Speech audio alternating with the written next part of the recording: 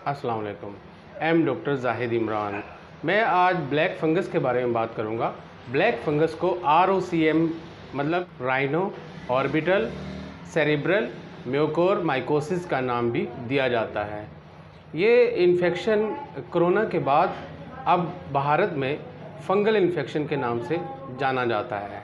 अब ये black fungus का इन्फेक्शन जो है वो बहुत तेज़ी से फैल रहा है और जिससे भारत के अंदर बहुत ज़्यादा अमवात भी हुई हैं। इसकी जो वजह है वो लोगों की इम्यूनिटी पावर कमज़ोर होने की वजह है। अब जो लोग जिनकी इम्यूनिटी पावर बहुत कमज़ोर है, मतलब जिनकी क़ुव्वत मुदाफ़ियत बहुत कमज़ोर है, और या वो लोग जो मुख्तलिफ़ अमराज़ में मुब्तला हैं, फॉर एग्ज़ाम्पल दिल के मरीज़, गुर्दे के मरीज़ या जिगर के मरीज़ या फिर शुगर के पेशेंट, उनमें ये जो बीमारी है ब्लैक फंगस इन्फेक्शन की बहुत तेज़ी से फैलती है। अब जिस पेशेंट में ये ब्लैक फंगस का इन्फेक्शन हो जाता है, अगर उसका जल्द ही इलाज ना किया जाए तो उस पेशेंट के 50% डेथ के होते हैं, वो पेशेंट नहीं बचता। फंगस इन्फेक्शन के बारे में जानना बहुत ज़रूरी है। ब्लैक फंगस को म्यूकोर माइकोसिस भी कहा जाता है। इससे कबल इसको ज़ाइगोमाइकोसिस के नाम से जाना जाता था। एक ख़तरनाक और नायाब कोकी इन्फेक्शन है जिसको माइक्रोसाइट्स के नाम से भी जाना जाता है। ये फंगस के एक ग्रुप की वजह से होता है। ये कुछ फंजाई मिलकर इन्फेक्शन बनाते हैं। इसमें कुछ सब ग्रुप्स शामिल हैं, जैसे राइजोपस म्यूकोर, राइजोम्यूकोर, जो आम तौर पर इस इन्फेक्शन में शामिल हैं।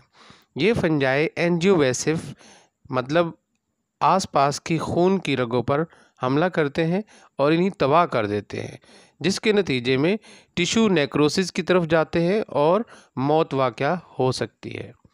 ये नाक की कैविटी में नाक के ज़रिए साइनस में फंसे रहते हैं और इनके स्पोर्स मतलब इन्फेक्शन वहाँ मौजूद टिश्यूज़ में अपना जूस यानी जहरीला मादा खारिज करते हैं और साथ वाले टिश्यूज़ को भी ख़राब करते रहते हैं, और वहाँ भी फंगस इन्फेक्शन हो जाता है और नाक की हड्डी के गोश्त में आसपास के टिश्यूज़ को तबाह करते रहते हैं, जो कि मुंह में पैलेट यानी तालू, ऑर्बिटल बोन और खोपड़ी की हड्डी शामिल है। नाक की हड्डी में काला सा गोश्त नज़र आने लगता है और ये हमारी ऑर्बिटल बोन को तबाह करने के बाद आँखों के साकट में दाखिल हो जाते हैं। आँखों में बल्ज पड़ना शुरू हो जाता है। ये दिमाग की क्रेनियल कैविटी को तबाह करते हुए खोपड़ी में मौजूद तमाम शरियानों और वरीदों मतलब खून की नालियों को ब्लॉक करते हैं और फिर ब्रेन स्ट्रोक होने के बाद नाक में से खून आना शुरू हो जाता है और मौत वाक़या हो जाती है। बाज़ औक़ात इनके स्पोर्स मतलब इनका जो इन्फेक्शन है की बारीक नालियों में जाते हैं और फेफड़ों के अल्वेओलाई, जिससे हमारा सांस का निज़ाम चलता है, में दाखिल होकर इनके टिश्यूज़ को तबाह करते हैं और फिर वहाँ से खून में शामिल होकर पूरे जिस्म को पैरालाइज़ कर देते हैं। ये ब्लैक फंगस हमारे गली सड़ी सब्जियों में, फ्रूट्स में और जो खाना ख़राब हो जाता है उनमें बहुत ज़्यादा पाया जाता है, और मशरूम जो कि गंदी जगहों पे पाए जाते हैं, मशरूम में ये ब्लैक फंगस बहुत ज़्यादा पाया जाता है और इनके स्पोर्स हमारे माहौल में पहले से ऑलरेडी मौजूद होते हैं। फिर ये जो इनके स्पोर्स हैं वो हमारी नाक की कैविटी में चले जाते हैं, जिससे ब्लैक फंगस का इन्फेक्शन देखने में आता है। अब मैं बात करूंगा कि कोरोना के पेशेंट को ब्लैक फंगस का इन्फेक्शन बहुत तेज़ी से क्यों फैलता है।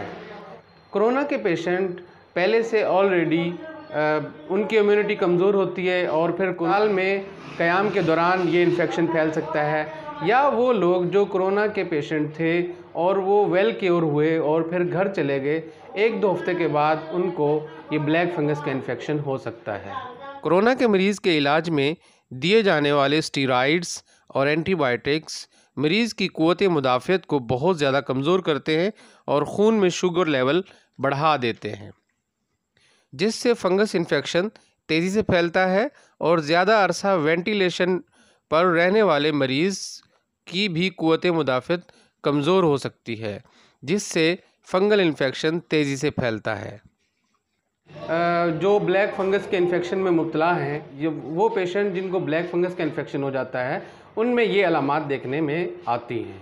इसकी अलामात नाक में रुकावट, नाक में से खून बहना, एंडोस्कोपिक के ज़रिए नाक की कैविटी में वाज़े तौर पर काला सा जाला सा या अंदर काला से मसल्स या अंदर काला सा गोश्त नज़र आएगा और मुंह खोलने से मौजूद तालू काले से जाले में लिपटा हुआ नज़र आएगा और आँखों के रेटिना को घुमाने की ताकत ख़त्म हो सकती है।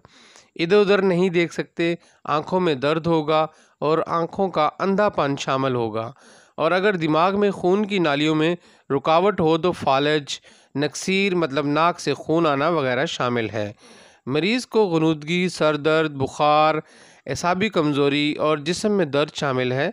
क्लिनिकल डायग्नोसिस की बुनियाद पर साइनोसिस और दिमाग का मुआयना करने के लिए MRI और CT स्कैन किया जा सकता है। फेफड़ों में कोविड-19 के मरीज़ की तरह बुखार, खांसी और सांस मुश्किल से आने की अलामात आ सकती हैं। अगर हम ब्लैक फंगस के इलाज के बारे में बात करें तो के बंद होने के फ़ौरन बाद तशख़ीस करके नाक की हड्डी का वो गोश्त जिसमें ब्लैक फंगस इन्फेक्शन हो उसको सर्जरी के ज़रिए निकाल दिया जाए और ख़्याल किया जाए कि वहाँ मौजूद तमाम फंगल इन्फेक्शन टिश्यूज़ को मुकम्मल तौर पर ख़त्म किया जाए। अगर इन्फेक्शन दिमाग में फैल गया तो इंट्राक्रैनियल डीकम्प्रेशन की ज़रूरत हो सकती है और फ़ौरन एंटी फंगल मेडिकेशन दी जानी चाहिए। ये सब तशख़ीस के फ़ौरन बाद सर्जरी और इंजेक्टेबल के बाद कुछ माह तक एंटी फंगल मेडिकेशन ओरली लेनी चाहिए ताकि मुकम्मल तौर पर इन्फेक्शन ख़त्म हो सके।